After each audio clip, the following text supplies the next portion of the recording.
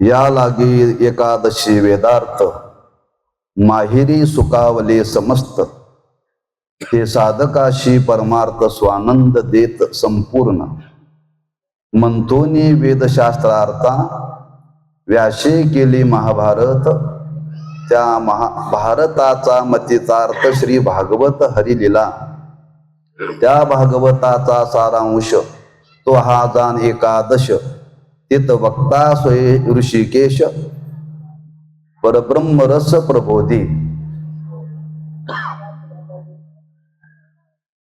शांती ब्रह्म एकनाथ महाराज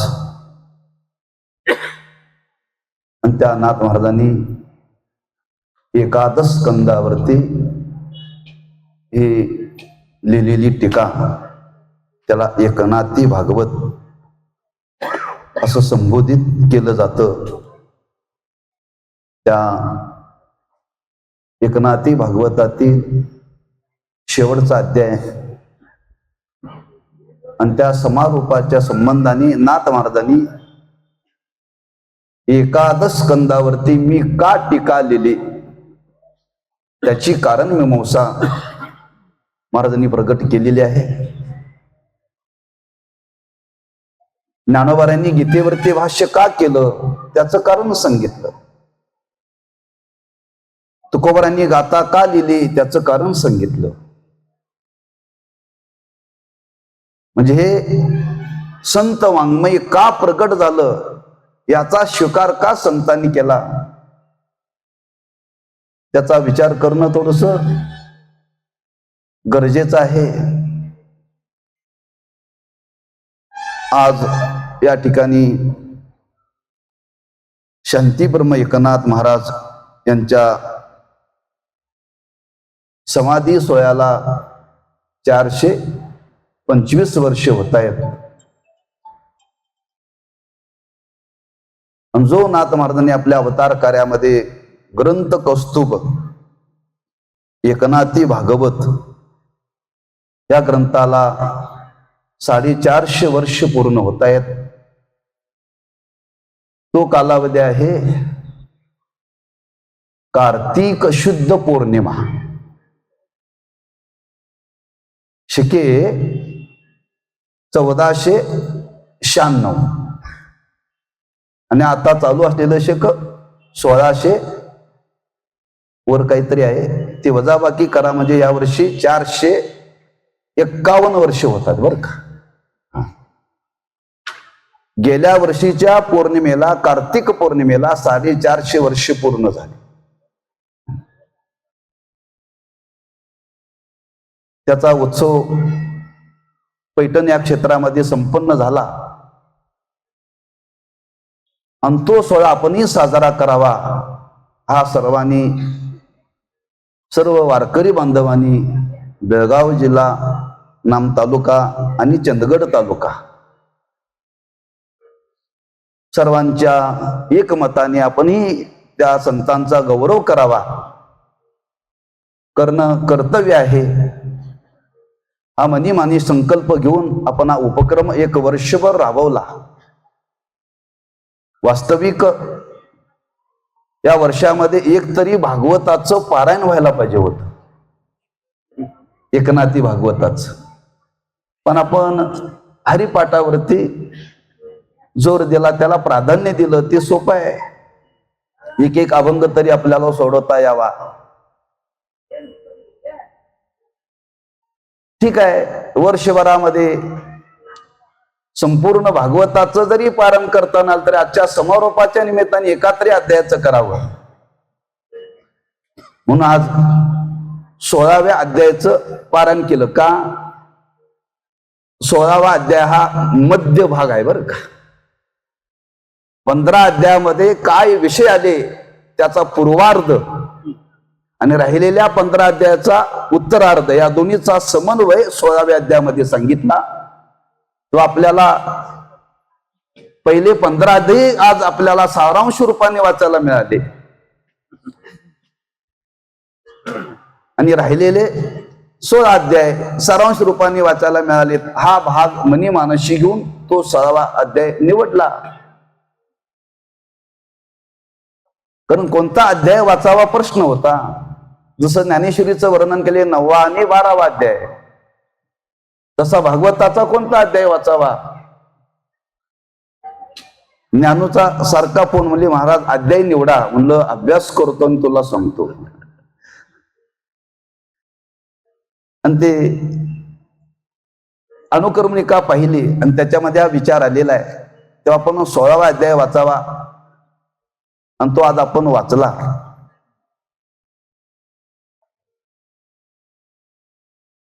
तेव्हा संतांनी केलेलं कार्य आहे. संत हे जगाकरता अवतीर्ण होतात. इथे उपकारासाठी आले घरजा वैकुंठी. जगाकरता अवतीर्ण होऊन काय कार्य करतात. जगाकरताच करतात. जगाकरता येतात, जगाकरता जगतात आणि जगाकरताच जातात. बरं का, त्यांचं जगणं जगाकरता लक्षात ठेवा. पण अवतार आहे ना. स्वतःच्या जीवनामध्ये त्यांना काहीही कर्तव्य नाही.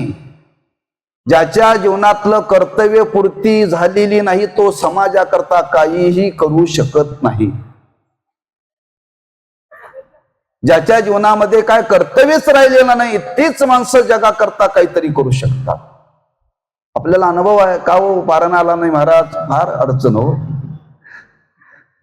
हरिपाठाला आला नाही, फार अडचण. ती अडचण आपली कुठंपर्यंत चौघाच्या खांद्यावरती जाईपर्यंत काय संपायची नाही. बरं का, कर्तव्यच पूर्ण होत नाही आपल्या जीवनात.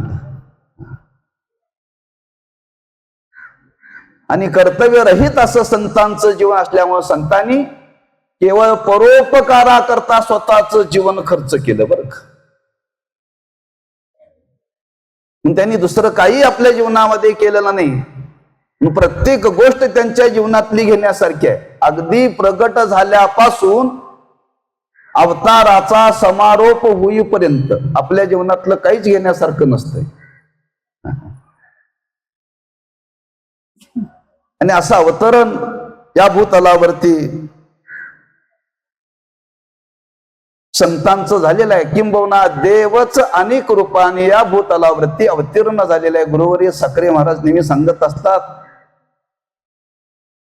साक्षात भगवान विष्णू ज्ञानेश्वर महाराजांच्या रूपाने अवतीर्ण झाला. बरं का, तोच भगवान विष्णू नाथ महाराजांच्या रूपाने अवतीर्ण झाला आणि तोच भगवान महाविष्णू तुकोबारांच्या रूपाने अवतीर्ण झाला. का झाला. काहीतरी कार्य राहिलेलं आहे ते पूर्ण करण्याकरता. भानुदासाची कोळी महाविष्णूचा अवतार निळोबारांनी वर्णन केले की साक्षात महाविष्णू नाथ महाराजांच्या रूपाने अवतीर्ण झालेला आहे. ब्रह्मकुलामध्ये अवतीर्ण होऊन त्यांनी केलेलं महान कार्य आहे. खरंच नाथ महाराजांच्या व्यक्तिमत्वाचा जर विचार केला ना, व्यापक आहे त्यांचं जीवन. बरं का, फार व्यापक आहे. सकल संतांच्या कार्याचा जर आढावा घेतला तर नाथ महाराजांनी अधिक वाङ्मय निर्मिती केलेली आहे. जेवढं वाङ्मय नाथ महाराजांनी निर्माण केलं तेवढं वाङ्मय कोणीही निर्माण केलेलं नाही. कोणी निर्माण केलेलं नाही. बरं,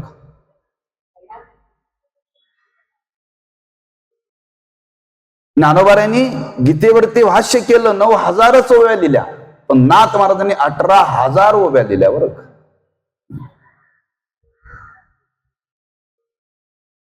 हे वाङ्मय त्यांनी निर्माण केलं. कशा करता निर्माण केलं. वाणीच्या द्वारे प्रगट होत वांग. वाघ म्हणजे वाणी, वाक, त्याच्यामध्ये मूळ शब्द आहे वाक. बरं का, ते वाणीच्या द्वारे प्रगट झालं. वाणीच्या द्वारे प्रगट झालं म्हणजे प्रगट झालं नाही, ईश्वर गुरु प्रेरणेनं ते प्रगट झालं. बरं का, नाथ महाराजांच्या घरामध्ये परंपरा होती.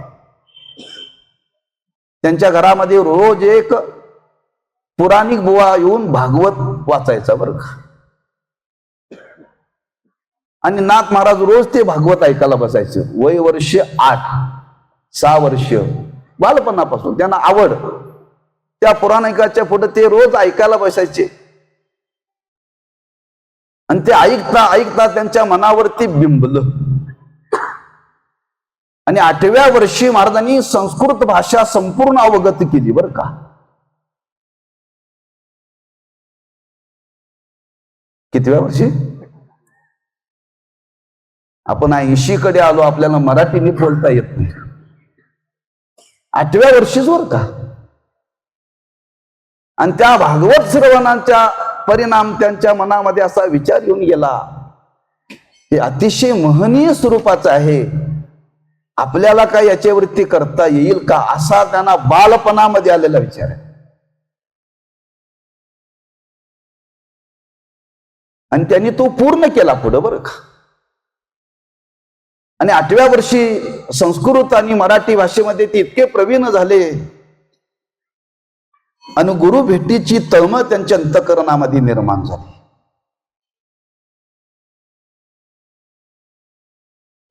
भगवंताची पूजा करत होते.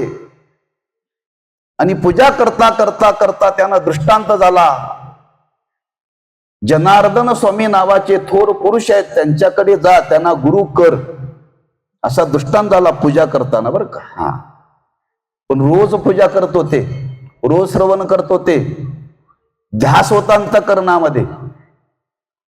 आम्ही फक्त पूजा करतोय अमावस्या पौर्णिमेला, तेव्हा आपल्याला दृष्टांत पूजा करताना पडायचे नाहीत बरं का. ही साधना आहे. आणि त्या साधनेचा परिणाम त्यांच्या अंतःकरणामध्ये एवढी ओढ होती, खरंच आपल्याला गुरु भेटले पाहिजेत, आपण गुरु केला पाहिजे. आणि त्या बालपणामध्ये त्यांना दृष्टांत झाला. ज्यांच्याकडे गेले तेही सामान्य नव्हते, दत्त साक्षात्कारी होते. दौलताबादला एक राजा होता, त्या राजाकडे ते काम करत होते कारकुनाचं. आणि ते कार्य करता करता करता त्या राजाने त्यांचं कार्य पाहिलं आणि संपूर्ण कारभार त्यांच्या ताब्यात दिला बरं का. राजाची प्रसन्नता जनार्दन स्वामीने संपादन केली आणि संपूर्ण कारभार त्यांच्या ताब्यामध्ये बरं का. पण त्यांचा रोजचा उपासनेचा भाग आवरल्याशिवाय ते कार्य करण्याकरता येत नव्हते. ती साधना करून ते कार्य करायचे बरं का. आणि योग नाथांच्या जीवनामध्ये त्यांची भेट झाली, त्यांना अनुग्रह दिला. नुसता अनुग्रह दिला नाही, त्यांची गुरु सेवा पाहून त्यांच्यावरती अनुग्रह केला.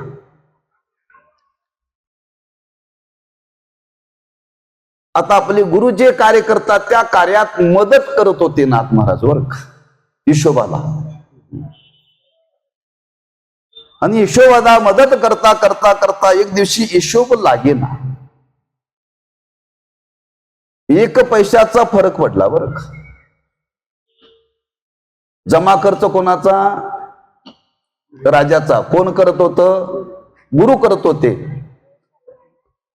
पण तो 1 पैशाचा फरक निघेना. नाथ महाराज चिंताग्रस्त होते. रात्री 1 वाजेपर्यंत ते हिशोबामध्ये रमले होते.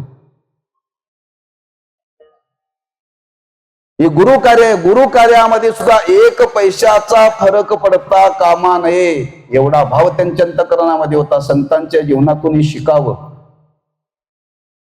सप्ताह करणाऱ्यांनी शिकावं.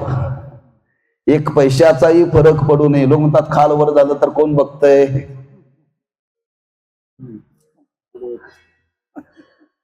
तो बघतोय, लक्षात ठेवा. 1 पैशाचा सुद्धा फरक पडता कामा नये. आमच्या आश्रमात एक सावकार महाराज म्हणून आहेत, ते गुरु साखरे महाराजांचा कारभार पाहतात. सगळा हिशोब त्यांच्याकडे 1 पैशाचा. महाराजांना पेट्रोलला पैसे पाहिजे असेल तर सावकार मला पेट्रोलला पैसे दे, त्यांनी मागून घ्यायचे बरं का. हे खरेदी करायचे, पैसे दे. ते पहाटे उठल्यापासून रात्री 12 पर्यंत हिशोबच करतात बरं का. गुरूंचा म्हणून बरं का. स्वतः ब्रह्मचारी आहेत, त्यांचं वय आता 80-82 वय आहे. त्यांची कथा अशी आहे, त्यांचे वडील ब्रह्मलीन रंगनाथ महाराज परभणीकर गुरुजी यांचे ते अनुग्रहित होते. ते मूळ आंध्र प्रदेश मधले. आणि गुरूंच्याकडे आले, म्हणले महाराज हा माझा मुलगा आहे 16 वर्षाचा, मी तुम्हाला दान करणार आहे म्हणले. काय करणार आहे? दान करणार आहे. कशा करता? तुमची सेवा करण्याकरता. मी तुमचा शिष्य आहे, मला तुमची सेवा करणार नाही. आपण ब्रह्मचारी आहात, तर माझी इच्छा आहे तुमची सेवा करावी. म्हणून 16व्या वर्षी त्याने आपल्या मुलाला दान केलं गुरुनावर का. माणसं बरंच काही दान करतात, पण मुलं दान कोणी करत नाहीत, करतात कंटाळून. 16व्या वर्षी जे आळंदीला आलेत, आज त्यांचं 80-82 वर्ष वय आहे बरं का. त्यांनी प्रपंचाला स्पर्श केला नाही आणि एक पैशाचा ते हिशोब करतात बरं का. माझा त्यांचा फार संबंध आला. त्यांचा संबंध आल्यावर मी पूर्ण जमा खर्च शिकलो बरं का. मला पूर्ण ऑडिट करता येतं. कुठल्याही संस्थेचं ऑडिट करायला सांगा, पण फी न घेता. एवढं त्यांनी मला शिकवलं.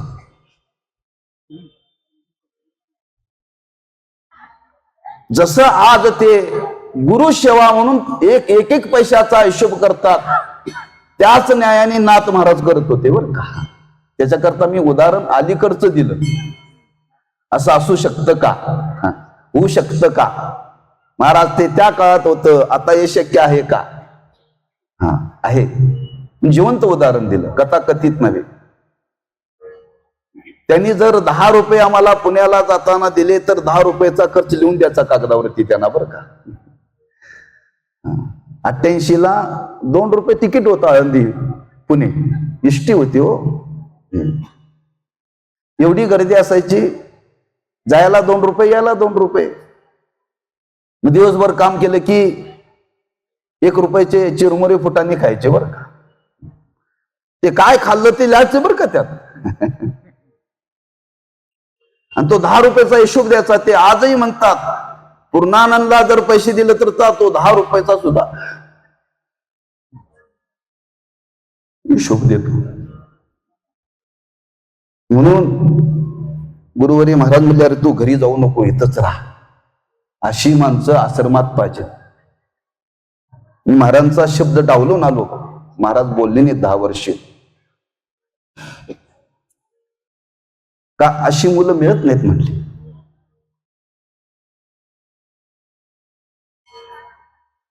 गुरुसेवा आहे. गुरुसेवेतून गुरु प्रसन्न होतात, तेवढी सेवा केली पाहिजे. आणि नाथ महाराजांच्या जीवनामध्ये घडलं. असं करू शकत.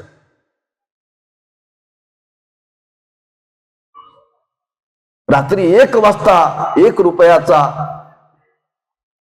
हिशोब लागला. नाथ महाराज नाचायला लागले. आनंद एवढा झाला. जनार्दन स्वामी जागे झाले. रात्री 1 वाजला तरी दिवा लागलेला दिसतोय. बघितलं, आनंदाने नाथ नाचतायत. म्हणले काय झालं? काय नाही म्हणले, हिशोब लागला म्हणले. कितीचा? 1 पैशाचा म्हणले. अरे 1 पैशा करता तू एवढा जागलास, तर एका परमार्थना करता किती तुला जागावं लागेल.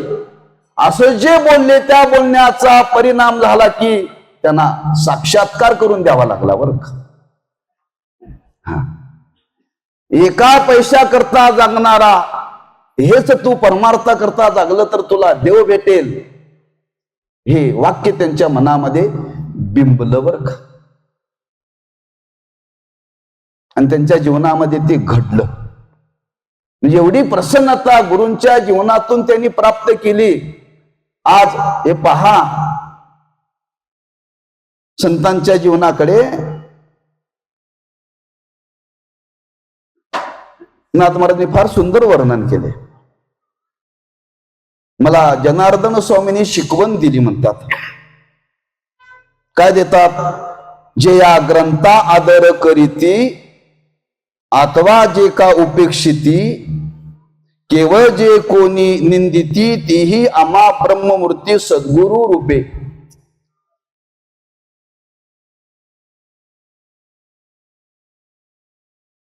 ह्याची शिकविले जनार्दने सर्व भूती मजची पाहणे. प्रकृती गुणा माझी लक्षणे सर्वता आपणे न मानावी. शिष्याचे शोभन साहवती निंदकाची निंदा न जिरे चित्ती. तै तो कोरडाची परमार्थी शोभे निश्चिती नागविला. याने निंदा जिरवता आली तो पारमार्थिक, ज्याला जिरवता आली नाही नाथ म्हणतात तो कोरडा. हा, समाजाने केलेली निंदा सुद्धा जिरवता आली पाहिजे. हा, शिष्याने दिलेला त्रास सुद्धा सहन करता गुरुला आला पाहिजे. हे ज्याला करता नाही तो कोरडाच परमार्थ करून इदन्न मम इति श्रीनाथ महाराज वाच. आणि हे माझ्या गुरुनी मला शिकवलं, सांगितलं. कोणी आदर करो कोणी उपेक्षा करो, सर्वांना देवच मान. बरं का, सर्वांना देवच मान, साक्षात ब्रह्मपूर्ती. नंतर त्यांना नाव प्राप्त झालं शांती ब्रह्म. ही पदवी नाही बरं का, ही अवस्था आहे. हा, आज परमार्थामध्ये पदव्या आलेत, अवस्था नाही बरं का. ज्या ज्या कीर्तनकाराच्या पुढे जे लावल्या जातात ते काय पदवे. संतांच्या पुढे काय दिले बघा, जगद्गुरु, शांती ब्रह्म, संत शिरोमणी, भक्त शिरोमणी. अवस्था आहे, पदवी नाही बरं का. आमच्या पुढे आम्ही लावतोय, अजून आपला अधिकार नाही, लक्षात ठेवा. ह भ प. पण नाही लावलं तर बऱ्याच लोकांना राग येतोय. कोणाला भ प लावं, आपल्याकडे पद्धत आहे, माळ घातली की अ भ प. अहो ती अवस्था आहे, पदवी नाही, लक्षात ठेवा. म्हणून माझ्या गुरुंनी मला अशी शिकवण दिली, त्या गुरूंच्या कृपेतून मी अवस्थेपर्यंत प्राप्त झालो. नाथपणाचा अनुभव सांगितला. आणि त्या गुरूंच्या कृपेतून त्यांनी केलेलं कार्य आहे, त्यांनी आज्ञा दिली. पुष्कळ त्यांचं चरित्र विलक्षण आहे महाराजांचं बरं का. आणि एक दिवशी नाथ महाराजांनी संकल्प केला आपल्या अवतार कार्यामध्ये, आपण या श्रीमद भागवतातील एकादश स्कंदावरती टीका भाष्य करावं. आरंभ केला आणि 5 अध्याय महाराजांनी लिहिले मराठी भाषे प्राकृत भाषेमध्ये. आणि तिथंच कार्य थांबलं. त्या पैठण क्षेत्रातला एक भक्त होता आणि ते 5 अध्यायाचं भागवत घेऊन तो काशीला गेला. काशीला गेला, गंगेच्या तीरावरती बसून त्याचं पारायण करू लागला. आणि पारायण करता करता करता तिथले काशीतले विद्वान, काशी त्या विद्वानाला फार किंमत बरं का. महाराष्ट्रातला विद्वान काशीमध्ये मूर्ख, महाराष्ट्रातला विद्वान काशीमध्ये मूर्ख, काहीच किंमत नाही बरं का. तिथे विद्वानांची संख्या फार,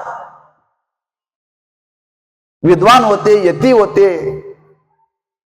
आणि काय ग्रस्त वाचताय म्हणून सहज नजर त्यांच्याकडे गेली. म्हणले काय वाचता, काय नाही. म्हणले हे भागवत आहे मराठीमध्ये. कोण केले म्हणले, कोणाला करायचा अधिकार आहे, कुठून आला तू. त्याची विद्वत्ता जागी झाली. त्यांनी सांगितलं महाराष्ट्रामध्ये शांती ब्रह्म एकनाथ महाराज आहेत, त्यांनी लिहिले. त्यांना कोण दिला अधिकार म्हणले हे लिहिण्याचा. पण पूर्वी असं विद्वानांचं म्हणणं होतं, संस्कृत भाषेचं मराठी भाषांतर करायचं नाही. तुकोबारांना का त्रास झाला, हाच त्रास झाला ना. रामेश्वर भट्टांनी का त्रास दिला, तुम्हाला कोण अधिकार दिला हे भाष्य करण्याचं. मग ते कुठे राहतात, नाथ महाराजांना बोलवून घेतलं बरं का. काशीला, काशीला बोलवून घेतलं. आणि बोलवून घेतल्यानंतर हे तुम्ही केलेलं आहे, विद्वानांची सभा भरली.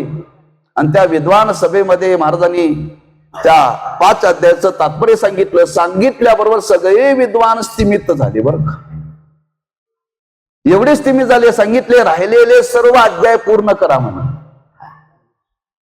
5 अध्याय पैठण मध्ये लिहिले आणि राहिलेले अध्याय कुठे लिहिले? काशीत. 1.5-2 वर्षाचा कालावधी महाराजांनी त्या काशी क्षेत्रामध्ये राहून ते श्री पूर्ण एकनाथी भागवत पूर्ण केल्याने, पूर्ण केल्यानंतर त्या भागवताची मिरवणूक काशीतल्या विद्वानाने हत्तीवरून पालखीतून काढली. हे कधीच 450 वर्षापूर्वीच हे वर्णन आहे बरं का. आणि त्या ग्रंथाचा गौरव केला बरं का. असा हा ग्रंथ आज भाषा मराठी आहे, पण विद्वानांच्या सुद्धा बुद्धीला स्तिमित करणारी भाषा आहे बरं का. माशी ही महाराजांनी एकादश स्कंदावरती केलेली टीका आहे. एक भाग झाला. या ग्रंथाचं वर्णन करताना असं वर्णन केले, आपल्या वारकरी संप्रदायामध्ये संस्कृत प्रस्थांतरी आहे. उपनिषद, ब्रह्मसूत्र आणि श्रीमद भगवत गीता याला संस्कृत प्रस्थांतरी म्हणतात बरं का. कमीत कमी हे माहिती असावं वारकऱ्यांना. प्रस्थान त्रय म्हणजे 3. प्रस्थान म्हणजे भगवंताच्या प्राप्तीचं साधन. प्रस्थान म्हणजे जाणे. ज्ञानोबरांच्या पालखीचं प्रस्थान झालं. कुठून निघाले? ज्ञानोबराय आळंदीहून पंढरीला देवाच्या भेटीला निघाले. आपल्याला सुद्धा देवाच्या भेटीला जायचं असेल तर या 3 ग्रंथाचा आधार घेतल्याशिवाय देवाच्या भेटीला जाता येत नाही. देवा भेटी जावया येथे दुसरी नसरे आटी. त्या देवाची प्राप्ती करून घेण्याकरता हे 3 ग्रंथ सांगितले. श्रीमद भगवत गीता, उपनिषद आणि ब्रह्मसूत्र संस्कृत आहेत बरं का. ह्या 3 ग्रंथाचं अध्ययन करावं लागतं. 3 ग्रंथाचं अध्ययन करावं लागतं. कुणाकरता? ज्याला मुक्त व्हायचं आहे त्याच्या करता, ज्याला ब्रह्म साक्षात्कार करून घ्यायचा आहे त्याच्या करता.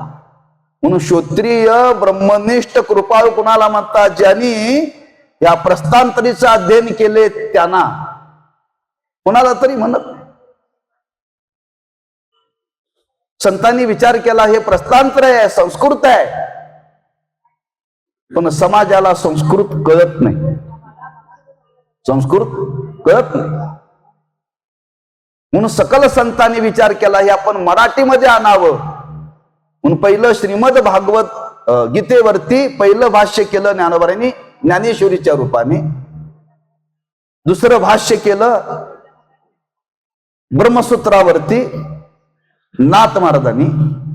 आणि तिसरं भाष्य केलं उपनिषदावरती तुकोबरा यांनी बरं का. ही संगती लक्षात ठेवा. श्रीमद भगवत गीतेवरचं भाष्य म्हणजे ज्ञानेश्वरी, ब्रह्मसूत्रावरचं भाष्य म्हणजे एकनाथी भागवत आणि उपनिषदावरचं भाष्य म्हणजे तुकोबऱ्यांची गाथा. त्याला प्राकृत प्रस्थांतरी म्हणतात. म्हणजे एकनाथी भागवत हा प्रस्थांतरीतला एक ग्रंथ आहे. म्हणून भागवत सामान्य ग्रंथ नाही, लक्षात ठेवा. ज्याला आपल्या स्वस्वरूपाची प्राप्ती करून घ्यायची आहे त्यांनी या 3 ग्रंथाचं अनुष्ठान केलं पाहिजे. अनुष्ठान केलं पाहिजे. नाही अनुष्ठान करताल तर कमीत कमी 3 ग्रंथाचं रोज पूजन तरी करत जा. 3 ग्रंथाची रोज पूजा तरी करत जा. वारकऱ्याच्या घरामध्ये 3 ग्रंथ पाहिजेत. कोणते? ज्ञानेश्वरी, एकनाथी भागवत आणि तुकोबरांची गाथा. किती वारकऱ्यांच्या घरामध्ये आहे? लोक म्हणतात महाराज आमच्याकडे 65,000चा मोबाईल आहे, 35 लाखाची गाडी आहे, कोटीचा बंगला आहे. पण त्या बंगल्यात हे तिन्ही ग्रंथ नाहीत. काय उपयोग आहे? हे तिन्ही ग्रंथ पाहिजेत आपल्या जवळ बरं का. मग त्या प्रस्थानत्रेतला हा एकनाथी भागवत, आणि त्या एकनाथी भागवताचं वर्णन करताना नाथ महाराजांनी वर्णन केले, मी हा ग्रंथ का निवडला त्याचा विचार पुढे सांगतो. दुसरं कार्य नाथ महाराजांच्या जीवनातलं आहे. नाथ महाराजांच्या जीवनामध्ये कार्य करता करता एकदा त्यांच्या घशाला सूज आली. अनेक वैद्यांना नाथ महाराजांनी दाखवलं, सूज काय उतरे ना बरं का.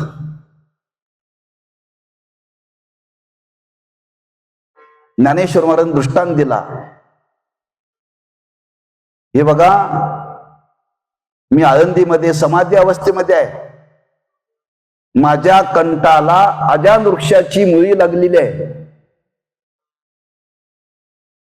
आणि ती मुळी काढण्याकरता जर तुम्ही आला तर तुमच्या कंठाला आलेली सूज निवृत्त होईल, असा दृष्टांत दिला बरं का. नाथ महाराज पैठणहून आळंदीला आले त्यावेळी समाधी दिसत नव्हती, मंदिर नव्हतं, झाडं झुडपं होती. शोध घेत घेत घेत नाथ महाराज आले, आणि शोधता शोधता त्यांना ते सिद्धेश्वराचं लिंग आणि त्या लिंगाच्या शेजारी शिळा, ती शिळा वर केली आणि नाथ महाराज आत त्या विवरामध्ये गेले. आणि विवरात गेल्यानंतर नाथ महाराजांना ज्ञानोबरांचं दर्शन झालं. ज्यावेळी दर्शन झालं त्यावेळी ज्ञानोबरांनी केलेलं वर्णन आहे, कैवल्याचा पुतळा प्रगटला भूतळा, चैतन्याचा जिव्हाळा ज्ञानोबा माझा. कैवल्याचा पुतळा काय असेल ते नाथ महाराजांना भेटून एकांतात विचारा. साक्षात कैवल्य पाहता येतं, अतिंद्रिय आहे, इंद्रियाचा विषय नाही आहे. पण नाथ महाराज म्हणतात ज्ञानोबरांचं मला दर्शन या रूपामध्ये तिथं झालं. आणि सांगितलं, हे बघा माझ्या भेटीचं निमित्त करून मी तुम्हाला त्या मुळीचं निमित्त करून भेटी करता बोलवलंय. वास्तविक माझ्या कंठाला मुळी लागली नाही, समाजाच्या कंठाला मुळी लागल्या म्हटले.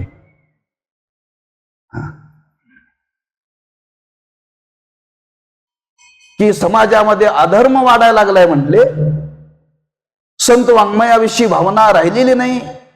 मी ही ज्ञानेश्वरी लिहिली, पण माझ्या नंतर या ज्ञानेश्वरीविषयी मतांतर एवढी निर्माण झाली, लोकात भांडणं निर्माण होऊ लागली. तुम्हाला हे कार्य करावं लागेल. हे समाजामध्ये निर्माण झालेली अवस्था मला सहन होईना. नाथ महाराज न देखवे येतो कळवळा. समाजाची अवस्था पाहिली आणि सांगितलं, समाजामध्येही निर्माण झालेलं त्या नाथ महाराजांचा काळ फार भयानक होता. लक्षात ठेवा, भयानक होता काळ. आणि सांगितलं तर आपण ह्या ज्ञानेश्वरीचं शुद्धीकरण करा. आणि नाथ महाराजांनी त्यांची आज्ञा मानून ते कार्य केलं. तेव्हा सांगितलं, ओम नमो ज्ञानेश्वरा करुणा करा दयाळा, तुमचा अनुग्रह लादलो पावन झालो चराचरी, मी कळा कुसरी काहीच नेने, बोलतो वचने भाविका, एका जनार्दनी तुमचा दास त्याची आस पुरवावी. एवढी नम्रता व्यक्त करून ज्ञानोबरांचं कार्य नाथ महाराजांनी हे केलं. संपूर्ण ज्ञानेश्वरीचं शुद्धीकरण केलं. आणि करताना त्यांनी काय वर्णन केलं, ज्ञानेश्वरी पूर्वीचीच सिद्ध आहे, पण पाठांतर करत असताना बद्ध अबद्ध आणि पूर्वीच्या काळामध्ये छपाईची व्यवस्था नव्हती. IQ तुमच्या मुखातून ऐकायचं आणि ते लिहून घ्यायचं, तुमच्या मुखातून ऐकायचं त्यांनी लिहून घ्यायचं, यांच्या मुखातून ऐकता ऐकता तुमच्यात ऐकण्यात फरक पडायचा, तुमच्या मुखातून ऐकता ऐकता यांच्या कानामध्ये ऐकण्यात फरक पडायचा. असे पाठभेद निर्माण झाले बरं का. अशी बघा आजही बघा आपण ज्ञानोबरांची आरती म्हणतो, टकची ठेविले का मस्तक ठेविले हो. टकची ठेविली मूळ आहे, पण माणसं काय म्हणतात मस्तक ठेविली. मस्तक ठेविली नाही बरं का, का ऐकून आपण पाठ केले ना आरती. असे किती तर आरती आहेत, अभंग आहेत. हा, इतका फरक आहे. आमच्या तुमच्या म्हणण्यात एक वाक्यता नाहीये. ते म्हणते आमची परंपरा अशी आहे. त्याला परंपरा लागू पडली बरं का. आमचे गुरु असे म्हणतात. आणि एवढा पाठांतरामध्ये वाद निर्माण झाला आणि तो नाथ महाराजांनी शुद्धीकरण करून ती शुद्ध ज्ञानेश्वरी प्रगट केली बरं का. हे महान कार्य नाथ महाराजांनी आपल्या अवतार कार्यामध्ये ज्ञानोबरांनंतर केलेलं आहे बरं का. त्याच्या पुढचा विचार नाथ महाराजांच्या जीवनातला आहे की नाथ महाराजांच्या जीवनामध्ये श्रीखंडाच्या रूपाने देवाचा संबंध आला. कारण नाथ महाराजांच्या व्यक्तिमत्वाचा आपल्याला विचार करावा लागेल बरं का. त्याच्याकरता मी विस्तार करतोय. आणि श्रीखंडाच्या रूपाने देव नाथ महाराजांच्या घरी आले. आल्यानंतर नाथ महाराजांनी विचारलं,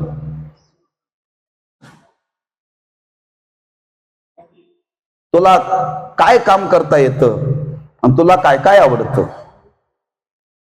ते मला तुम्ही जे सांगल ते मी काम करायला तयार आहे. तुला आवडतं काय. मला भजन फार आवडतं म्हणते. मला भजन फार आवडतं. बरेच लोक आम्हाला भेटतात, भोजन आवडणारी भेटतात, भजन आवडणारी भेटत नाही.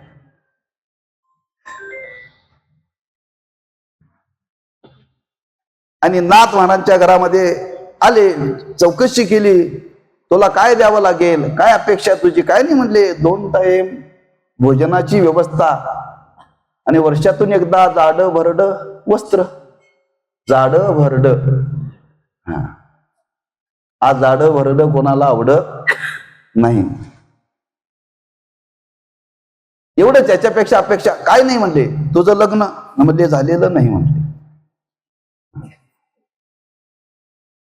आणि श्रीखंडाच्या रूपाने देवाने 36 वर्ष काम केलं बरं का. 36 वर्ष जे पडेल ते काम करावं.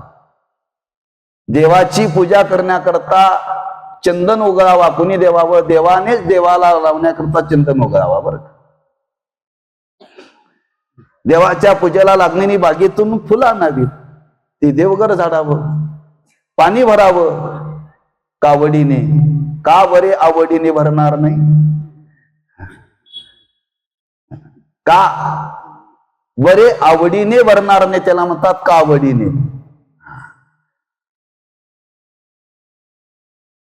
आणि एवढी सेवा केली, एवढी सेवा केली. नाथ महाराजांना वाटलं 36 वर्ष आपल्याकडे राहतोय, बिचारा एकटाच आहे, त्याचं लग्न करून द्यावं.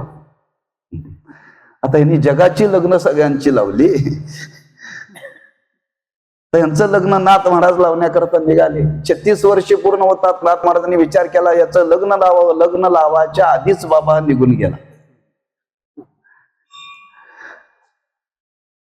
नाथ महाराजांनी वाटलं मी वचन दिलं होतं श्रीखंडाला, तुझं लग्न करून देतो, याचं लग्न जरी लावता आले तरी त्या लग्नाचं तरी वर्णन करावं म्हणून रुक्मिणी स्वयंवर लिहिलं बरं का.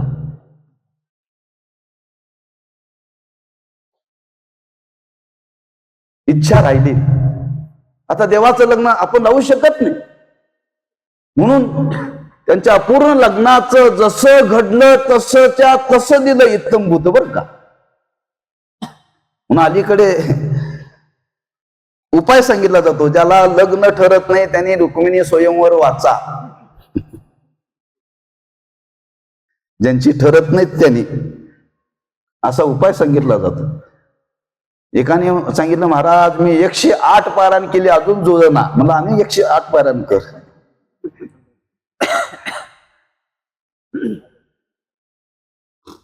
म्हणजे रुक्मिणी स्वयंवर लिहिण्याचं कारण काय? देवाला शब्द दिला होता लग्न लावतो, लग्न लावताना देवाने महाराजांनी विचार केला लग्नाचं तरी वर्णन करावं, रुक्मिणी स्वयंवर लिहिलं बरं का. त्याच्यानंतर नाथ महाराजांच्या जीवनामध्ये महाराजांना वाटलं जसं भागवताचं श्रवण केलं होतं तसं त्यांनी रामायणाचं श्रवण केलं होतं बरं का. आणि ते रामायणाचं श्रवण करता करता करता महाराजांना वाटलं खरंच फार महान ग्रंथ आहे रामायण, आपल्याला याच्यावरती काय लिहिता येईल का?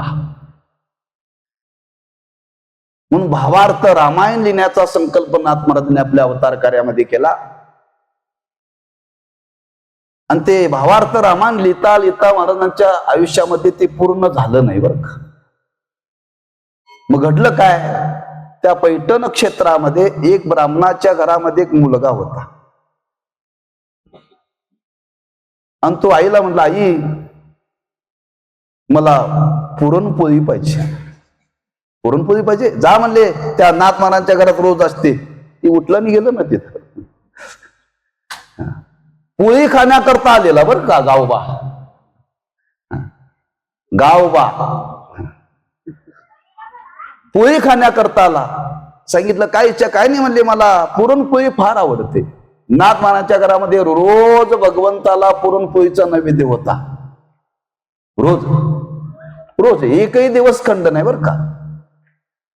आमच्याकडं कधी करतात, एक शिमग्याला आणि पाडव्याला,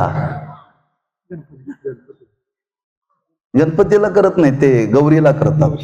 हा, गणपतीला मोदक लागतात हो.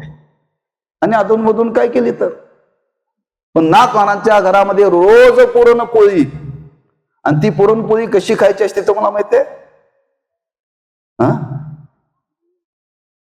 तुपात बुडवून, हा, असं मोठं पात्र तुपाचं ठेवायचं आणि त्यात ती बुडवायची, अशी चिंब झाली पाहिजे हा तुपाने. आम्ही खाल्ली बरं का. आम्ही बऱ्याच ठिकाणी गेलो, सांगतो लोकांनी वाट्या भरून देतात तुप आणि त्यात ती बुडवून खायची पूर्ण. आम्ही गुळवणीत, गुळवणी म्हणजे गुळाचं पाणी, आणि त्यात थोडस दूध टाकलेलं असतं ते चांगलं दिसावं म्हणून. असा रोज पुरणपोळीचा नैवेद्य. आणि तो खाण्याकरता सांगितलं नाथ महाराजांनी रोज भगवंताच्या राम नामाचा जप कर. तो राम नामाचा जप करत नव्हता, एकनाथ महाराजांच्या नावाचा जप करत होता. हा, बराच काळ त्याचा नाथ महाराजांच्या सहवासामध्ये गेला आणि भावार्थ रामायण लिहिता लिहिता महाराजांचं कार्य थांबलं. सांगितलं गावा हे राहिलेलं काम तू पूर्ण कर. आणि राहिलेलं कार्य गावबाने पूर्ण केलं. पोळ्या खाण्याचा परिणाम लक्षात ठेवा. कोणाच्या घरातलं खावं, हा, कोणाच्या तरी घरातलं खाऊ नये. जसं अन्न खाल तशी बुद्धी तयार होते, जसं खाल तशी बुद्धी तयार होते. म्हणून माझी वारकऱ्यांना विनंती आहे, कमीत कमी धाब्यावरती तरी जेवायला जाऊ नका, कुठल्या हॉटेलमध्ये तरी जेवायला जाऊ नका. काहीतरी आदर्श संतांच्या जीवनातला घ्या ना. आणि त्या पुरणपोळीचा परिणाम त्या गावावरती एवढी निष्ठा निर्माण झाली, त्यांनी साधनाच केली, नाथ महाराजांच्या नावाचा जप केला, त्याला अधिकार प्राप्त झाला. जिथं भावार्थ रामायण संपलं आणि जिथून सुरुवात झाली, नाथ महाराजांनी कुठलं लिहिलं आणि गावबानी कुठलं लिहिलं हे कळतच नाही बरं का. जसंच आहे तसं. म्हणजे एवढं कार्य नाथ महाराजांच्या जीवनामध्ये त्या गावाच्या संबंधाने घडलं. त्याच्या पुढे वर्णन करताना असं वर्णन केलेलं आहे,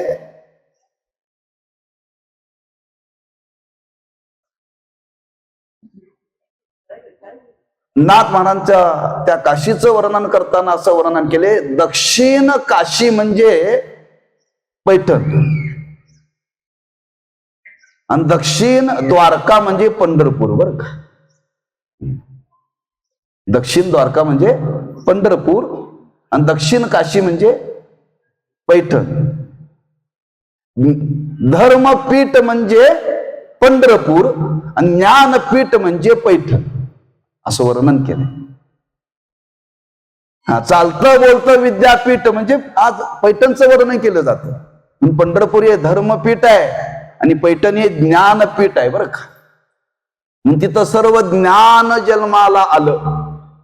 त्या पैठण क्षेत्रामध्ये सर्व हे ज्ञान जन्माला आलं. ज्या नाथ महाराजांच्या जीवनामध्ये घडलं त्या नाथ महाराजांचं वर्णन केलं जातं की बालपणामध्ये नाथ महाराजांचे त्यांचे पणजोबा भानुदास महाराज, त्यांचे आजोबा चक्रपाणी आणि त्यांचे वडील सूर्यनारायण. पण बालपणामध्येच आई वडील निघून गेले म्हणजे देवाघरी देवस्थान झालं. त्यांचा सांभाळ कोणी केला? आजोबांनी केला. सर्वस्व सांभाळ त्यांच्या आजोबांनी केला. आई वडिलांचं छत्र त्यांच्या जीवनामध्ये राहिलं नाही बरं. पूर्ण सांभाळ केला. त्यांच्या पूर्ण इच्छा त्यांनी पूर्ण केल्या. आजोबांनीच लहानाचं मोठं केलं.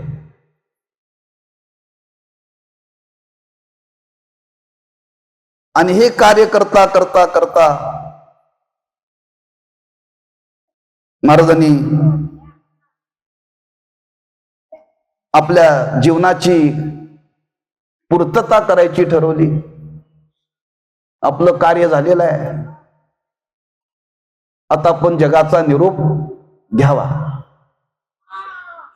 योग असा जनार्दन स्वामींचा जन्मदिवस फाल्गुन वद्य षष्ठी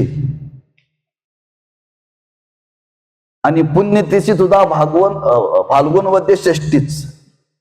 हा, ज्या तिथीला जन्म झाला त्याच तिथीला त्यांची पुण्यतिथी आहे. कोणाची? जनार्दन स्वामीची. नाथ महाराजांनी विचार केला, गुरु ज्या तिथीला गेले त्याच आपण तिथीला जायचं. आपल्याला झोप लागत नाही.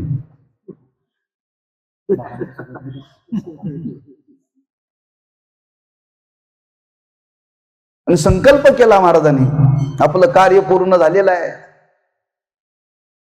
आता आपण जगाचा निरोप घ्यावा.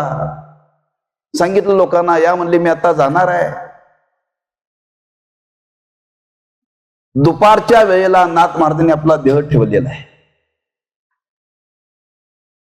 आता गावातले सर्व लोक नाथ महाराजांना नेण्याकरता आले. लोक विचार करू लागले, बघा आयुष्यभर परमार्थ केला पण शेवटी आमच्याच खांद्यावरती बरं का. म्हणून शेवटी नियम आहे, कोणी जरी गेलं तरी भावकी लागते, पाहुणे मंडळी लागतात खांदेकरी बरं का. बाहेरची माणसं चालत नाहीत. आणि ते गावकरी बोलायला लागले, आयुष्यभर परमार्थ केला पण शेवटी आमच्याच खांद्यावरती. हे महाराजांनी ऐकलं आणि नाथ महाराज म्हणले, थांबा, ताटी खाली ठेवा. उठून बसले. म्हणजे मी तुमच्या खांद्यावरती येत नाही, मी नंतर एकटा जातो. म्हणजे चला. पुन्हा घरी आले. पुन्हा महाराजांनी देह ठेवला. निघाली अंतयात्रा. निघाल्यानंतर गावाचे विषय जवळ आल्यानंतर एका मातेची मुलगी पहिल्यांदा नांदायला निघाली होती. आणि नांद्याला निघाल्यानंतर समोरून प्रेतयात्रा आली. म्हणले, बघा ह्या मेल्याला माझ्या मुलीच्या नांदायला जायच्या दिवशीच मरण आलं. नाथ महाराज उठून बसले, आई तुझी मुलगी नांद्याला जाऊ दे, मी नंतर जातो म्हणे. परत आली बरं का. नाथ महाराज ठरवलं, आता कोणाच्या खांद्यावरती जायचंच नाही. मग सगळं वैष्णवांना वारकऱ्यांना बोलवलं. म्हणजे भजनाला सुरुवात करा. आणि भजन करीत करीत करीत महाराज म्हणले, चल आपल्याला गंगेकडे जायचंय. आणि भजन करीत करीत करीत गोदावरीच्या तीरावरती आले. भजनाच्या गोष्यामध्ये, त्या नाम गोष्यामध्ये महाराजांनी त्या गंगेच्या पोटात प्रवेश केला. गंगेच्या पोटामध्ये प्रवेश केला आणि त्याच गंगेच्या पोटामध्ये निवांत आत बसले. वर आलेच नाही. त्यांच्या गळ्यात हार होता, तो हार वर आला. तो हार घेऊन त्याची समाधी बांधल्या आज गोदावरीच्या तीरावरती, त्या नावाने बरं का. तो हार तरंगत होता आणि त्यांच्या नावाने पादुकान तो हार आशुदांचं स्मरण करून ती आज समाधी त्या गंगेच्या तीरावरती बांधलेली आहे। या पद्धतीने नाथ महाराजांनी आपल्या कार्याचा शेवट केला। आपल्या समोर त्यांच्या कार्याचा आढावा घेण्याकरता हे चरित्र आपल्या समोर ठेवलेलं आहे। नाथ महाराजांच्या या कार्यातून त्यांनी केलेलं कार्य जर आपल्याला पाहायचं असेल तर विलक्षण स्वरूपाचं त्यांचं कार्य आहे। त्यांनी आपल्या अवतारामध्ये कार्यामध्ये केलेलं, जसं एकनाथी भागवत, अभंग गाथा, चतुश्लोकी भागवत, हस्तामलक, शुकाष्टक, चिरंजीव पद, रुक्मिणी स्वयंवर, भावार्थ रामायण असे ग्रंथ लिहिले। पण नाथ महाराजांच्या अवतारातलं वाङ्मयाचं वैशिष्ट्य जर काय असेल तर फार एक वैशिष्ट्य आहे, जाणून घेण्यासारखं आहे बरं का। जे नाथ महाराजांनी केलं ते कोणीही कार्य केलं नाही बरं का, कोणी केलं नाही, लक्षात घ्या। 18 पगड जातीमध्ये काही लोक आहेत, 18 पगड जातीमध्ये काही लोक आहेत। त्या 18 पगड जातीच्या लोकांवरती काहीतरी परमार्थाचा परिणाम होण्याकरता नाथ महाराजांनी त्या समाजाचं निरीक्षण केलं आणि निरीक्षण करून त्या एक शब्दचित्र निर्माण केलं, त्याला म्हणतात भारूड। फार सुंदर व्याख्या आहे। समाजाला भावावरती आरूढ करण्याकरता केलेलं कार्य म्हणजे भारूड। पिंगळा नावाचं भारूड आहे, पोपट नावाचं भारूड आहे, गोंधळी नावाचं भारूड आहे, जागल्या नावाचं भारूड आहे, येडका नावाचं भारूड आहे, हमामा, एक एक तुम्ही आंधळा, पांगळा, बहिरा, मुका पहा, म्हणजे आपल्याला कळेल, मनाला बोध देणारे शब्द आहेत। बहिरा झालो या जगी, का बहिरा झालो, का मुका झालो, हे जर एकांतात बसून जर आपण बसून जर त्याचं जर आत्मचिंतन केलं तर कुठंतरी वीज कडकल्यासारखं कडकते बरं का अंतःकरणात। आज समाजामध्ये अवस्था का निर्माण झाली, त्या भारूडाच्या रूपातून 18 पगड जातीच्या लोकांच्या बुद्धीमध्ये अशी काही महाराजांनी विलक्षण जागृती केली, ही कोणीही केली नाही बरं का। आज वाङ्मयाला संतांच्या जर विलक्षणपणा, मोठेपणा येण्याचं कारण जर काय असेल तर नाथ महाराजांचं महान कार्य आहे बरं का।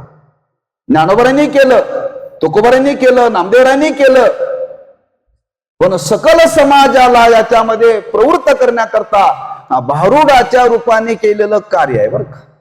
जोशी नावाचं भारूड आहे, हो, आलो मी रायाचा जोशी, होरा ऐका दादानो, येथून पुढे बरे होईल, भारूड केले। वैकुंठवासी तीर्थरूप आमच्या महाराजांनी आमच्या गावातल्या मुलांना आवड निर्माण व्हावी म्हणून हे निर्माण केलं बरं का। आम्ही 13-14 वर्षाचे होतो, जवळजवळ 40 मुलं होती, लहान लहान लहान लहान, धोतर, नेरुशर, टोपी, आणि त्या सुंगी भजन काढलं, मुलांना आवड निर्माण व्हावी म्हणून बरं का। एक एक दिलं, त्यात मला दिलं होतं जोशाचं भारूड, हातात काठी, काळा कोट, ते कुडमुड वाजवायचं, मी आलो रायाचा जोशी, प्रत्येकाला बरं का। ते बरेच वर्ष मंडळ आमची बऱ्याच ठिकाणी सुंगी भजन झाली। शंकेश्वरला त्यांच्या कार्याचा अमृत महोत्सव होता आणि त्या अमृत महोत्सवामध्ये आमचं हे भारूड सुंगी भजन ठेवलं होतं स्टेजवरती, आणि त्यात माझं पहिलं कीर्तन ठेवलं, मी लट लट लट कापत होतो स्टेजवरती, हो। दुपारी ठेवलं होतं, रात्री कीर्तन होतं बाबा महाराज सातारकरांचं। हे कधी सांगतोय 40 वर्षापूर्वीचं बरं का, 14 वर्षाचा होतो त्याला। मला त्यातला भाव सांगायचा आहे. आमच्या गावामध्ये आमच्या वडिलांनी मुलाला आवड निर्माण व्हावी म्हणून ही सोंगी भजन निर्माण केली, संतांचं भारूड. त्याच्यातून बरीच मुलं तयार झाली बरं का. नाथ महाराजांनी केलेलं कार्य आहे, म्हणजे समाजाला या परमार्थ साधनेमध्ये प्रवृत्त करण्याकरता हे महाराजांनी केलेलं महान कार्य आहे. बघा तुम्ही एक एक भारूड वाचा. जागल्या नावाचं भारूड आहे, फार सुंदर आहे. पोपोट नावाचं आहे, वाचले तुम्ही? फार सुंदर आहे बरं का. हा, फार सुंदर वर्णन केले. आणि त्या पोपटाचं वर्णन करताना या नरदेहाचं वर्णन केले. त्या पोपटाला सांगितलं तू पिंजऱ्यात अडकलायस. त्या मानवरूपी पोपट्याला सांगता तू 84 लक्ष योनी पिंजऱ्यात अडकलायस बरं का. या 84 लक्ष योनीत नाही, पिंजऱ्याची उपमा दिल्या नाथ महाराजांनी. पोपटा तू अडकलायस का, गोड बोलतोस, तुझी टोच लाल रे, असं वर्णन केले. आम्ही गोड बोलून अडकतोय. कसा अडकतोय? कुछ तुम समजो कुछ हम समजो. बरं का. फार सुंदर वर्णन केले. एक एक भारूडातून समाजाला फार मोठं प्रबोधन केलं नाथ महाराजांनी. भावावरती आरूढ करण्याकरता केलेलं कार्य आहे. आणि असं कार्य नाथ महाराजांनी आपल्या अवतार कार्यामध्ये हे कार्य पूर्ण करत असताना नाथ महाराज म्हणतात की या भागवतावरती टीका का लिहिली, त्याची कारण मीमांसा महाराजांनी इथं सांगितलेली आहे. वेदाचं सार म्हणजे महाभारत, महाभारताचं सार म्हणजे श्रीमद भागवत, आणि श्रीमद भागवताचं सार म्हणजे एकादश स्कंद.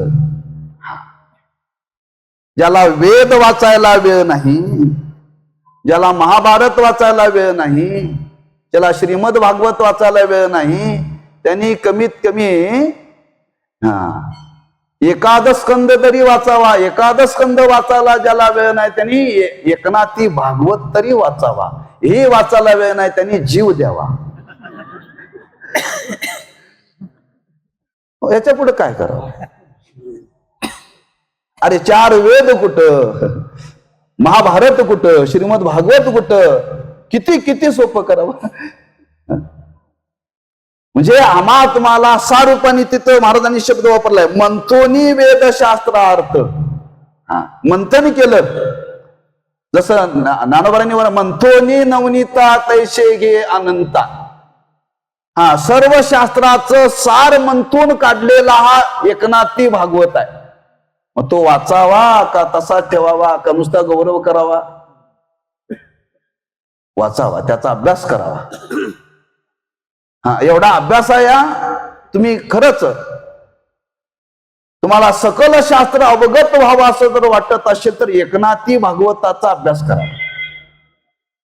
आमच्या वडिलांनी फार केला बरं, फार म्हणजे फार. कोणी कीर्तनकार आमच्याकडे आला की त्याला सांगायचे भागवत वाचत जा. तो का तुला तुकोबऱ्याचा अभंग कळेल, ज्ञानोबरांची ज्ञानेश्वरी कळेल, तुला गीता कळेल. तुम्ही भागवत वाचला तर. फार फार भागवतांनी आमच्या वडिलांनी त्यांच्या आयुष्यामध्ये मला वाटतं सहज 108 पारायण केले असतील भागवताची. एवढा अभ्यास. भागवताशिवाय ते काय वाचतच नव्हते. त्यांनी टिपणं केलेली आहेत, एवढं बाळ आहे. तात्पर्य सकल शास्त्राचं सार आहे. आज लोकांना आयुष्यामध्ये वेळ नाही, आयुष्य कमी आहे हो, अल्प आयुष्य मानव देह. शत गणिले ते अर्ध रात्र काय मध्ये बालव पिडा रोग क्षय काय भजनाशी उरले ते पायगा. किती आपल्या वाट्याला शिल्लक राहतो, फार थोडं राहतं. मग त्याच्यामध्ये आपण हे सर्व सार कधी शिकावं, सकल शास्त्राचा अभ्यास कधी करावा. किती मोठी दया संतांच्या अंतःकरणामध्ये. समाजाकडे माणसाकडे एवढा वेळ नाहीये, त्याला कमी वेळेमध्ये अधिक अभ्यास करता यावा, त्याला शास्त्राचं सार श्रवण करता यावं म्हणून महाराजांनी विचार केला. म्हणले मी हा ग्रंथ लिहिण्याचं कारण आहे. उगच मला फावलं वाटलं म्हणून मी लिहिला नाही. त्या लिहिण्याच्या माग हेतू आहे. म्हणजे सकल शास्त्राचं सार समाजाला कळावं आणि ते समाजाला कळण्याकरता सार रूपाने हा एकनाथी भागवत आहे. याचा आपण अभ्यास केला पाहिजे, त्याचं आपण श्रवण केलं पाहिजे, याचं मनन केलं पाहिजे. आणि असा हा एकनाथी भागवत, त्या एकनाथी भागवताला आज 450 वर्ष पूर्ण झालेली आहेत. याची जाणीव समाजाला व्हावी. 450 वर्ष झाली तरी या ग्रंथाची आज समाजाला गरज आहे. या ग्रंथाची जवळीक साधा.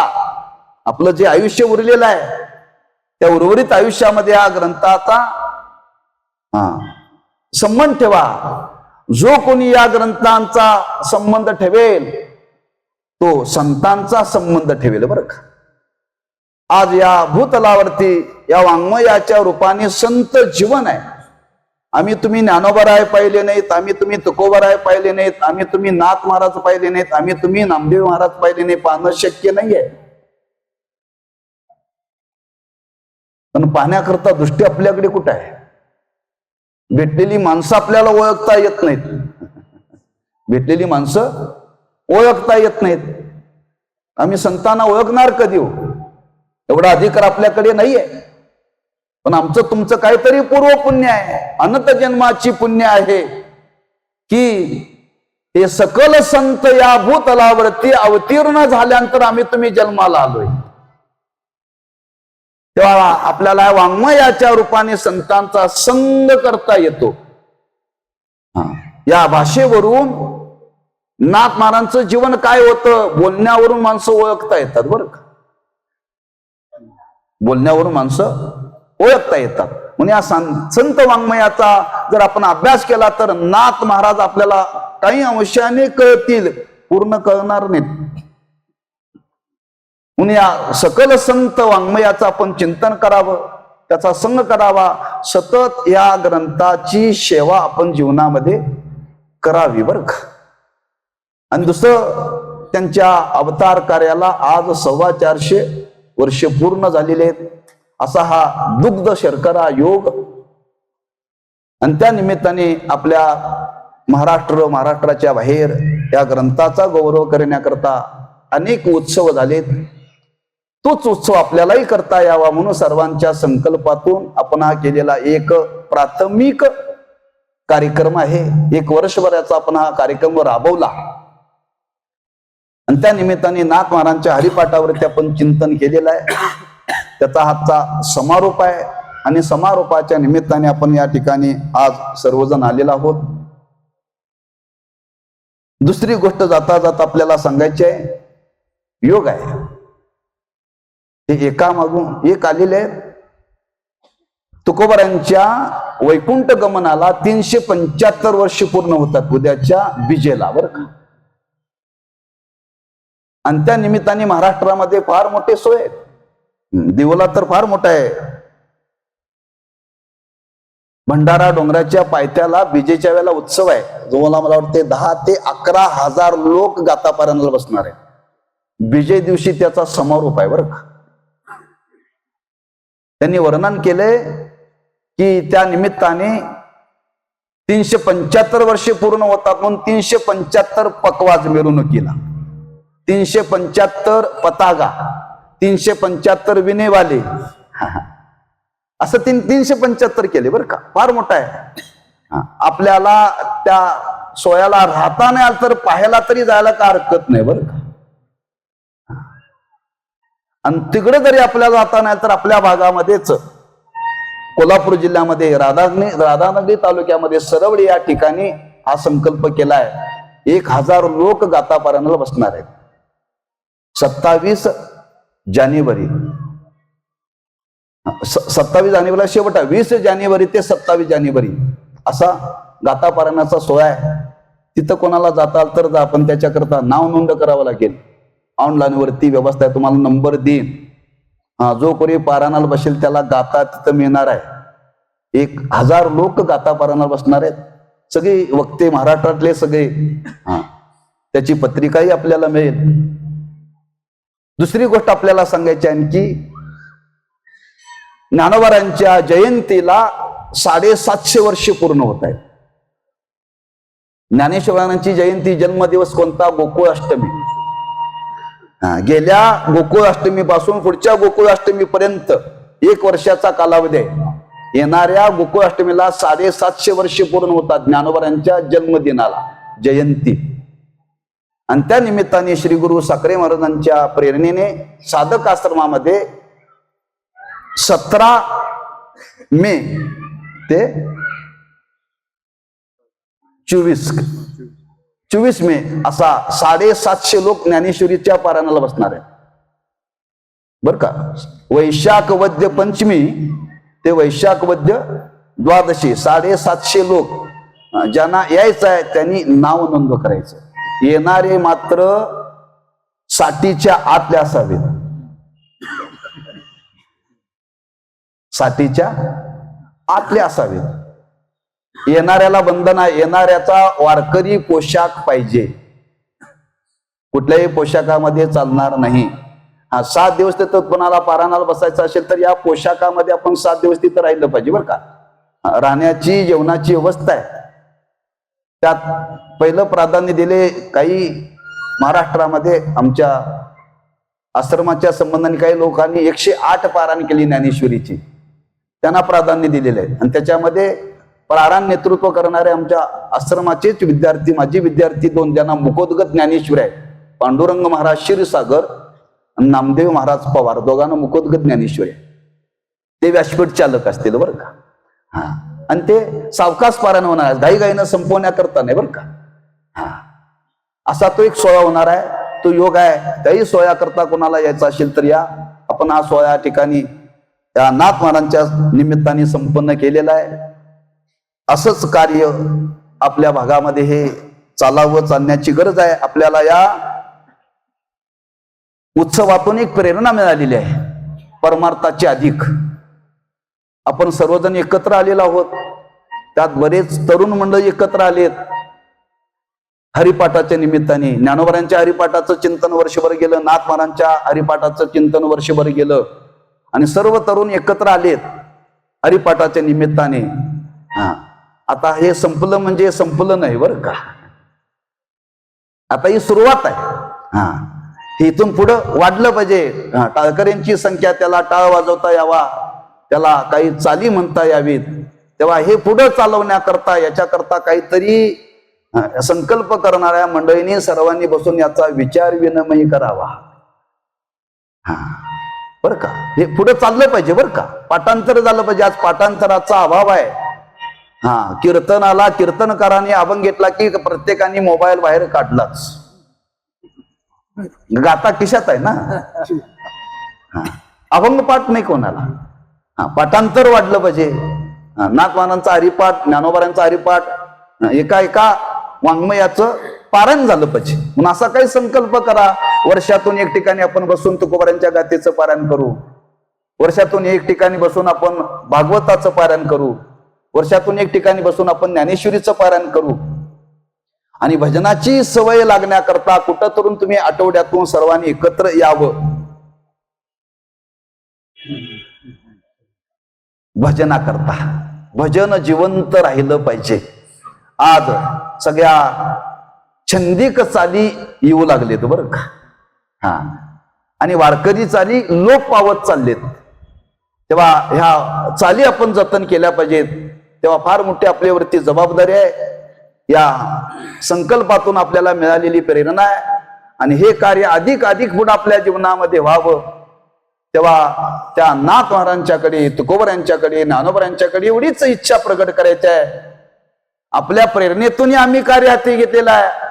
आणि अशीच प्रेरणा आमच्या जीवनामध्ये अखंड आपली राहो आणि कार्य अधिक अधिक आमच्या जीवनामध्ये हो, अशी त्या सकल संतांच्या चरणी प्रार्थना करून सेवेला आपण पूर्ण विराम देऊ. पुंडली कवरदारी विठ्ठल श्री ज्ञानदेव आता विश्वात्मके देवे येणे वाग्यज्ञे तोषावे तोषोनी मज द्यावे पसायदा नये जे खांची व्यंकटे सांडू तया सत्कर्मी रती वाढू भूता परस्परे पडू मैत्र जीवाची दुरिता